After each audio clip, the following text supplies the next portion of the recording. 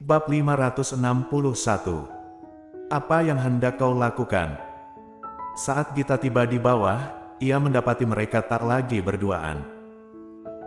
Hanya ada Golden Ye di ruang tamu, Audrey Han tak tampak dimanapun.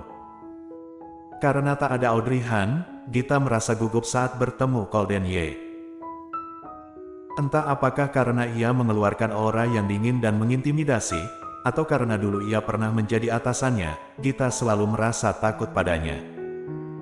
Melihatnya duduk sendirian di ruang tamu, dengan takut-takut Gita menghampirinya. "Kau."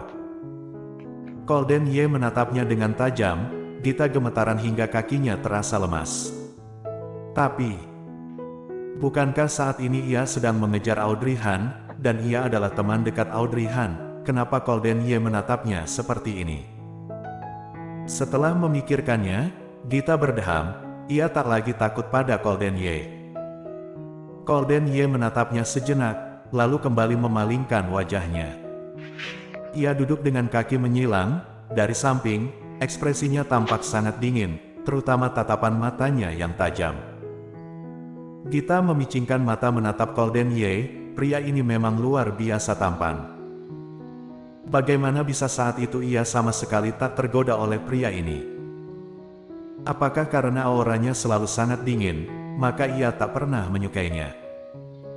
Tapi saat teringat penderitaan yang dialami Audrey Han, Gita bergidik. Untung ia tak pernah menyukai Golden Ye, jika tidak, nasibnya akan sama dengan Sally Han. Gita berjalan menghampirinya dan bertanya, "Di mana Audrey?" Tanpa menatapnya, Golden Ye menjawab dengan dingin, "Di dapur." Tiba-tiba, Gita mendengar suara dari dapur. Ia segera meninggalkan Golden Ye dan masuk ke dapur. Saat Audrey Han sedang menyalakan kompor, hendak memasak, Gita masuk ke dapur. Ia menoleh dan melihat Gita sedang menutup pintu dapur pelan-pelan. Ia tak bisa menahan senyum dan berkata, "Kau seperti pencuri saja." Gita menoleh menatapnya. "Kau yang pencuri. Kenapa kau harus mengendap-endap di rumahmu sendiri? Kau kira aku ingin mengendap-endap? Gara-gara kau membawa pria itu kemari, aku jadi bersikap seperti ini." Gita menghampirinya dengan tangan terlipat di depan dada. Audrey Han memanaskan sebuah panci dan berkata, "Tolong nyalakan penyedot asap." Gita membantunya menyalakannya, lalu bertanya, "Ada apa denganmu? Bukankah kau tak ingin bersamanya? Kau keluar untuk membeli garam, kenapa kembali sambil membawanya?" "Aku juga tak menginginkan hal ini," jawab Audrey Han. "Tapi kau tetap melakukannya." "Benar." Akhirnya ia membuka pintunya untuk Golden Ye. Ia menggigit bibirnya, dan saat melihat airnya sudah mendidih, ia memasukkan potongan kol ke dalamnya. Gita mendesak, "Cepat jawab, kenapa ia berada di sini? Kenapa kau membawanya kemari?" Audrey Han lanjut memasak sambil merenungkan, apakah sebaiknya ia menceritakan apa yang terjadi di bawah pada Gita. Tapi jika ia memberitahunya, Gita pasti takkan bisa tidur karena ketakutan. Karena kejadian 2 hari ini sudah cukup mengerikan, ditambah tadi pagi ada yang meninggal. Jika ia lagi-lagi memberitahunya bahwa ia sedang dibuntuti, pasti. Audrey Han tersenyum dan berkata, "Aku kebetulan bertemu dengannya di bawah, ia bersikeras, maka aku membawanya kemari." Mendengarnya, Gita memicingkan mata dengan ekspresi curiga. "Ia bersikeras, lantas kau langsung membawanya kemari? Sejak kapan kau menjadi begitu penurut?" Audrey Han menghentikan gerakannya dan menatap Gita dengan jengkel. "Apakah kau sangat menganggur?" Gita mengerjapkan mata. Audrey Han menariknya dan menyerahkan spatulanya padanya. "Kalau begitu kuserahkan padamu." "Oh," Gita menatap spatula di tangannya, "kukira kau ingin memasakkan untuknya sendiri, rupanya malah menyuruhku. Kuharap saat makan malam nanti, kau masih bisa bicara sebanyak ini." Setelah Audrey Han keluar dari dapur, Gita baru menyadari, jika Golden Ye akan makan malam di sini, berarti ia akan duduk semeja dengan mereka. Duduk semeja dengan Raja Neraka itu, ia tak berani membayangkannya. Setelah keluar dari dapur, Audrey Han tak menghampiri Golden Ye yang duduk di ruang tamu, melainkan naik ke atas. Ia masuk ke kamarnya dan hendak mandi lalu berganti piyama. Tiba-tiba ia tersadar, Golden Ye masih di sini. Jika ia muncul di hadapannya dengan mengenakan piyama, tidakkah ia akan menginginkannya? Tapi, Audrey Han menunduk, ia sudah tak pernah berhubungan selama 5 tahun, apakah ini benar? Ataukah ia sengaja berkata seperti ini agar ia memaafkannya? Tidak. Audrey Han menggeleng, kenapa ia memikirkan hal ini? Meskipun Golden Ye tak pernah berhubungan selama 5 tahun, bukan ialah penyebabnya. Ini karena Golden Ye sendiri sangat clean freak, sehingga tak sudi menyentuh wanita lain. Tapi, jika ia tak mau menyentuh wanita lain, kenapa ia mau menyentuhnya? Semakin memikirkannya, Audrey Han semakin merasa bingung. Akhirnya, dengan jengkel ia hendak menutup pintu lemari, tapi sebuah tangan menghalanginya. "Seleramu bagus juga." Seorang pria berbisik di telinganya. Audrey Han merasa sangat terkejut. Karena panik, dengan spontan ia mendorongnya, tapi Golden Ye menekan tubuhnya ke pintu lemari. Dengan mata terbelalak, Audrey Han berseru, "Golden Ye, apa yang hendak kau lakukan?" Keharuman dan kelembutan tubuhnya membuat Golden Ye tak dapat mengendalikan diri. Entah kenapa, meskipun ia telah sering melihatnya, tapi malam ini, mungkin karena perkataannya tadi, ia menjadi sangat bernafsu. Saat ini, ia merasa sangat tak sabar, sangat menginginkannya. Golden Ye mengulurkan tangannya, menyentuh wajah Audrey Han, lalu perlahan turun ke lehernya. Audrey Han sangat sensitif, sentuhan itu membuat tubuhnya bergetar, bahkan bibirnya pun bergetar. Audrey Han menundukkan kepala, merasakan panasnya ujung jari Golden Ye. Ia bisa melihat, Golden Ye malam ini sangat bergejolak. "Kau..." Audrey Han hendak mengatakan sesuatu, tapi Golden Ye tiba-tiba mendongak. Tatapan matanya bagaikan magnet, yang menghisap seluruh jiwanya. "Bolehkah aku memelukmu?" Audrey Han terdiam. Lalu dengan geram berkata, "Bagaimana bisa kau mengikutiku kemari dan berkata seperti ini, kau?" Tapi sebelum ia selesai berkata, Golden Ye telah membungkuk dan memeluk pinggangnya dengan erat. Audrey Han tertegun. Lalu, ia merasakan sensasi hangat dan lembab di lehernya. Bersambung. Bab 562. Apa yang kau pikirkan? Setelah tertegun sejenak, akhirnya Audrey Han menyadari apa yang terjadi. Ia segera mendorong Golden Ye. Tapi hal ini telah membangkitkan gairah Golden Ye, tangannya semakin erat memeluk pinggang Audrey Han. Ia menekannya dengan keras ke lemari di belakangnya, membuat Audrey Han merasa sulit bernafas.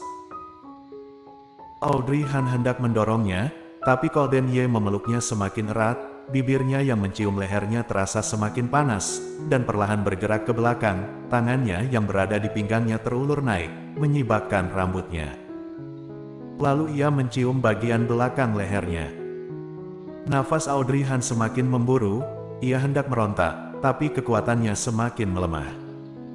Golden Ye terus menciumnya.